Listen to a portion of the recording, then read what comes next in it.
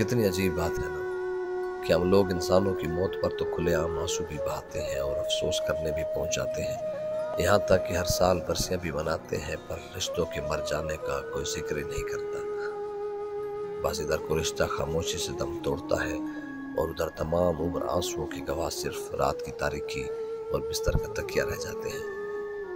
मेरा दिल चाहता है कि रिश्तों की मौत पर भी मुकर्रर दिन पे सफेद चादरें बिछाकर सूरह फातिहा पढ़ी जाए। लोग ताज़ियत को आए पुरसा दें, कोई आंसू पूछे तो कोई पानी देकर दिलासा दे। क्योंकि देखा जाए तो तकलीफ तो बराबर है, इंसान मर जाए या रिश्ता या इससे जुड़े जज्बात और एहसासात, बात तो एक ही है।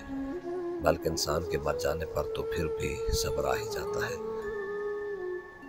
जिंदाओं पर कैसे सब्र किया जाए, इसकी अज़ियत तो रूह में ऐसे घुल जाती है कि बस रूह ही निकले तो मासूम दिल को सब्र आए।